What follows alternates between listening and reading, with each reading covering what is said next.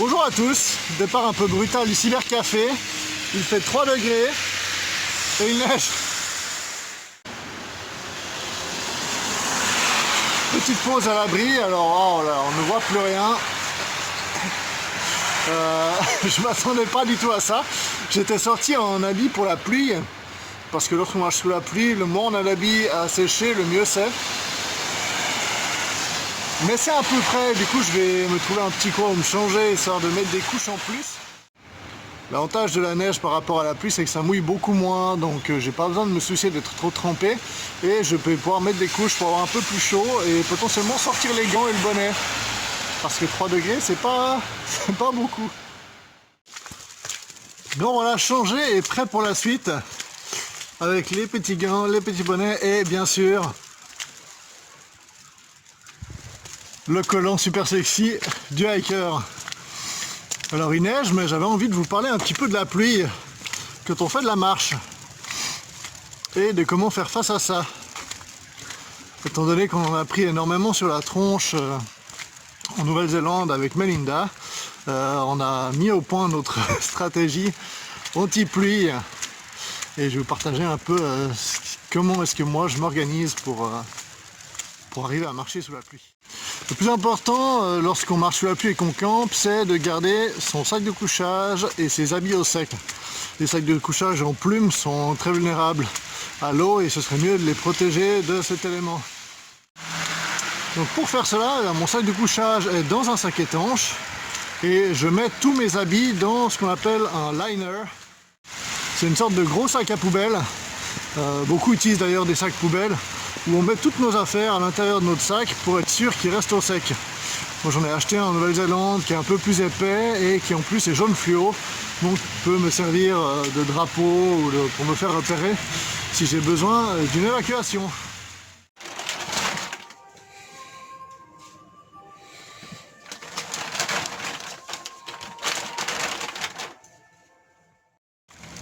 Au niveau des chaussures, alors là c'est comme pour la marche en général, il y a deux écoles. Il y a l'école des grosses chaussures de marche comme moi pour l'instant, et il y a l'école des chaussures de course, des runners, des trail runners comme ils s'appellent ça. Il y a des avantages et des désavantages aux deux que je vais vous expliquer. On va commencer par les grosses chaussures de marche comme les miennes. Moi j'ai des mammouths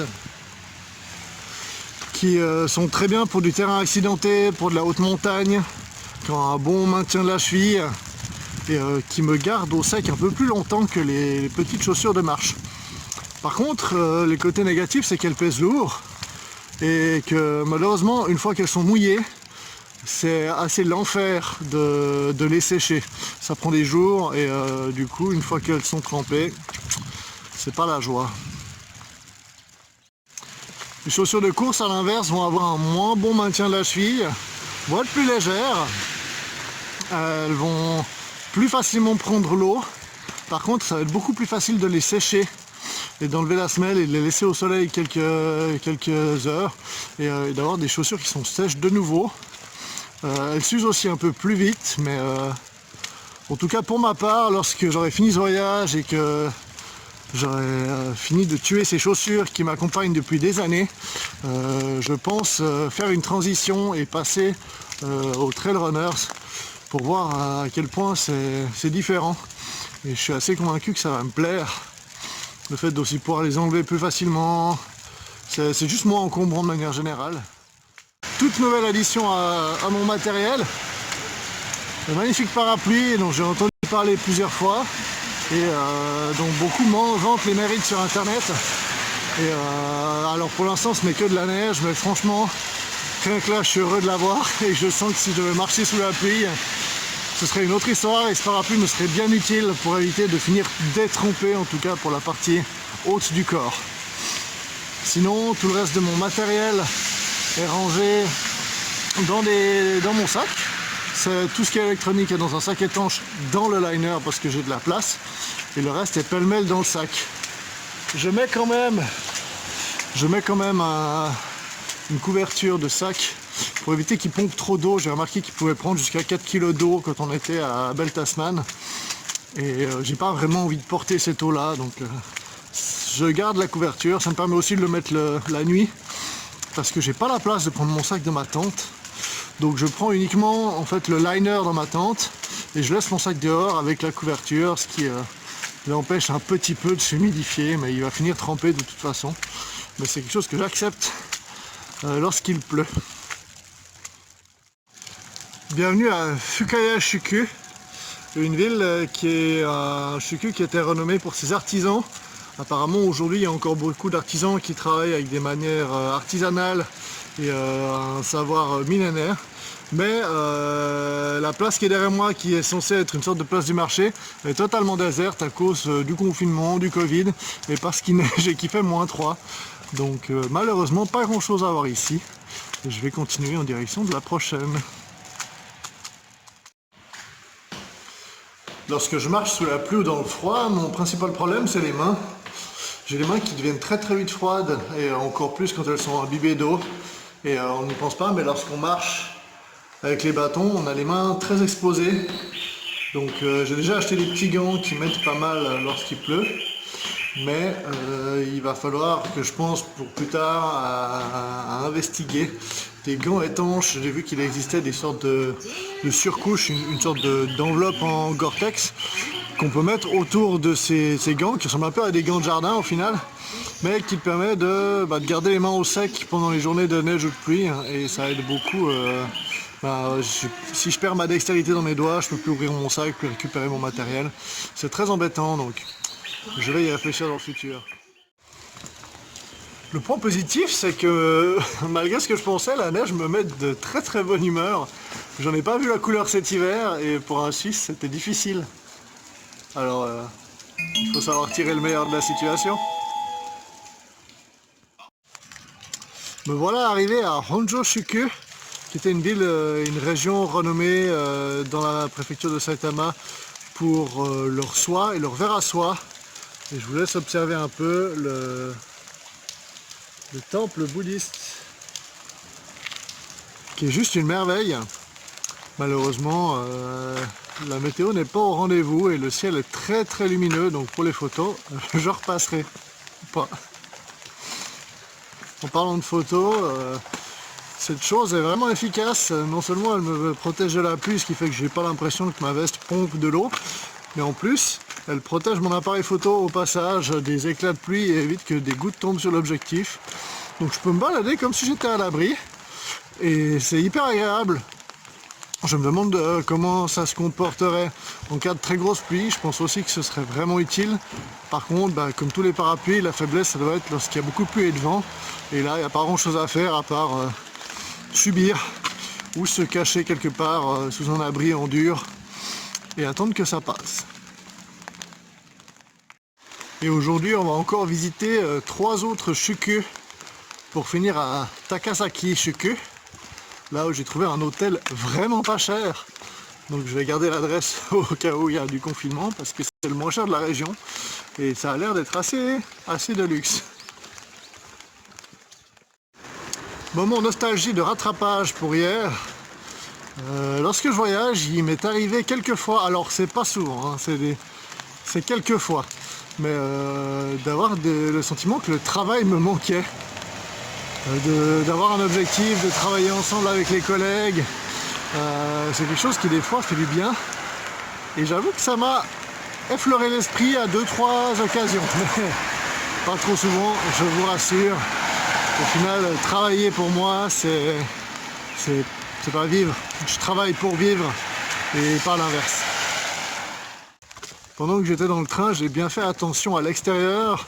Et je vous avoue que ça m'a conforté dans la décision que j'ai prise de skipper cette partie à pied. Parce que malheureusement la majorité c'est du quartier résidentiel avec des maisons modernes. Donc rien de bien passionnant. Et je sais qu'il y a des choses magnifiques à voir sur cette route. Au final j'aurais sauté à peu près 50 km, donc 2 à 3 jours de marche. Après avoir passé à Shinmachi-shuku, je peux vous dire qu'il n'y a absolument rien à dire sur cette ville, à part que c'est une ville, et qu'il n'y a plus rien qui reste de la période Edo. Donc voilà. Petite visite à Kuragano-shuku, qui est une ville dans laquelle on sent beaucoup plus l'influence de la période Edo. Ils ont de magnifiques temples, des vieilles maisons qui sont vraiment, vraiment belles.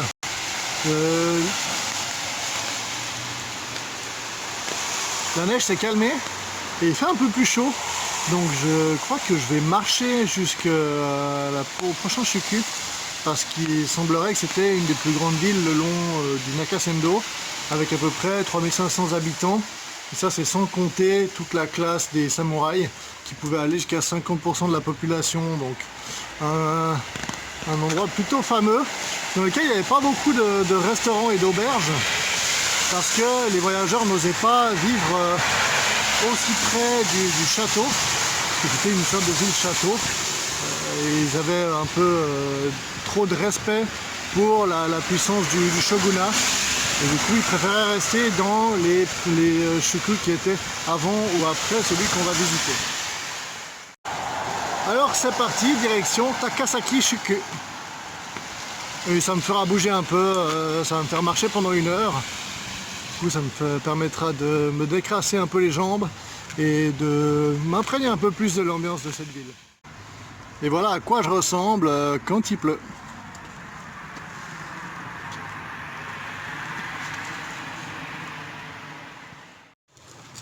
Bienvenue à Takasaki Chuku. J'ai mis 1 heure et demie pour arriver ici avec une dernière demi-heure très agréable parce que la pluie s'est arrêtée et j'ai pu profiter des abords de la ville. Et c'est une ville qui a vraiment beaucoup de cachets. On peut sentir qu'il y a une histoire, qu'il y a des bâtiments. Donc c'est pas juste une nouvelle ville, mais c'est une ville moderne qui s'est implantée sur une base historique existante où on voit plein de bâtiments, certains en ruine malheureusement, mais de vieux bâtiments qui rappellent une autre époque. Et franchement pas déçu. Il ne me reste plus qu'à trouver mon hôtel et on sera bon. Ça me fait penser au moment nostalgie du jour. Ce qui me manque, c'est d'avoir ma propre baignoire. C'était un moyen pour moi de baisser la pression, de me prendre un bain chaud et de boire un verre de vin quand ça allait pas ou que j'étais un peu down. Et ça m'aidait toujours à me remettre d'aplomb. La vie est belle.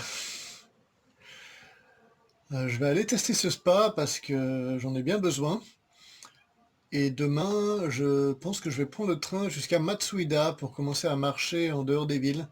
On verra si c'est bien ce que je fais, je vais encore me renseigner ce soir, mais je vais déjà vous poster cette vidéo, histoire que vous pouvez en profiter ce matin, et que moi je puisse aller me poser. Alors je vous dis à demain. Ciao.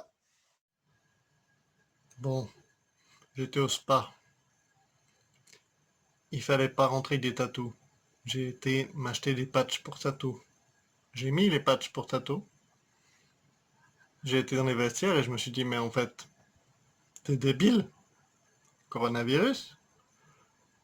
Alors, je me suis arraché les poils. Je suis remonté dans ma chambre. J'ai désinfecté mes mains. Et je suis triste. Alors à demain.